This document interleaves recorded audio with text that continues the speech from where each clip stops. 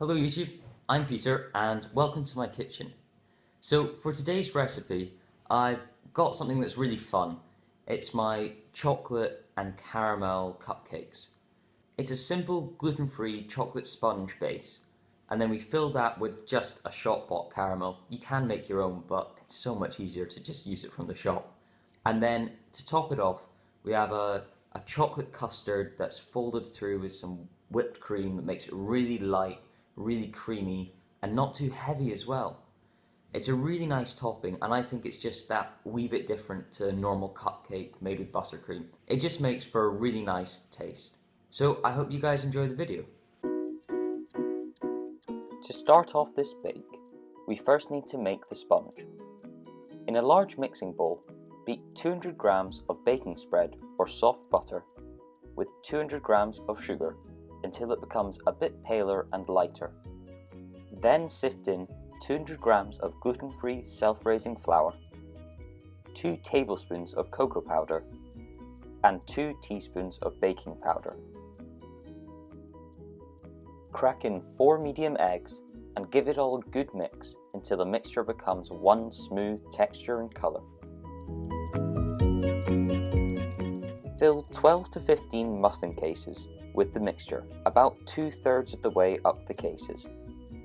I find the cleanest and easiest way to do this is with a piping bag.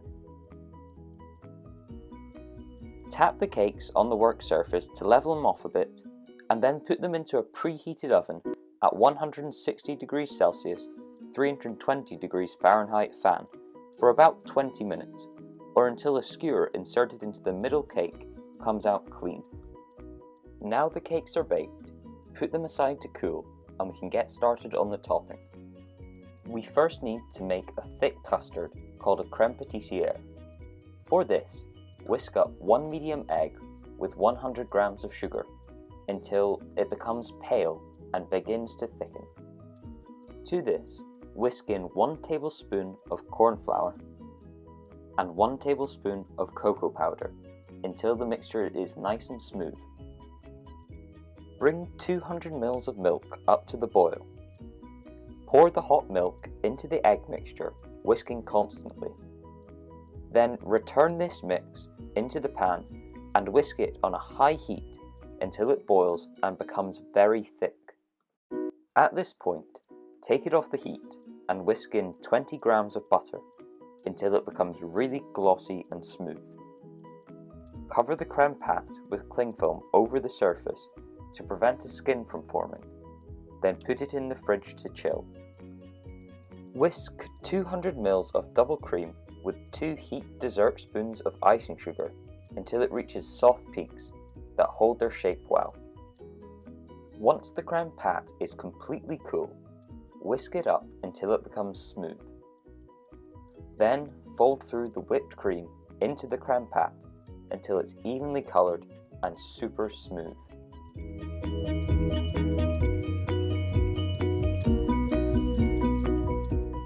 Now fill a piping bag with about 200 grams of shop-bought caramel.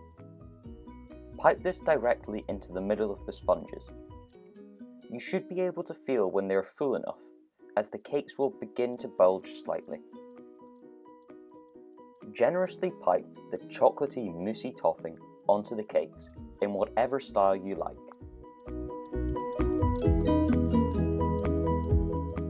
Then to finish them off, I had fun and messily drizzled caramel all over the tops of the cakes.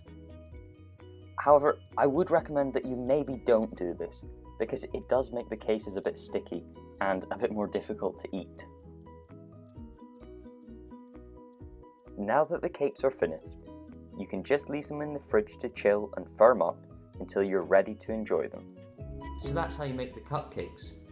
Just take them step by step, and they don't take long to make at all. They keep really well. You can have them in the fridge for about 3 days or so, but then they also freeze really well and you can keep them for a couple of months in the freezer. If you have any leftover topping, that can also be frozen on its own, and then you just take it out, thaw it overnight in the fridge, and then whip it up, and that'll be perfect to use again, just like you'd made it fresh. I hope that you guys enjoyed the video. If you did, please like, share, subscribe, and check out some of my other videos that I've linked in the description. Thanks once again for watching, and I'll see you soon. Bye!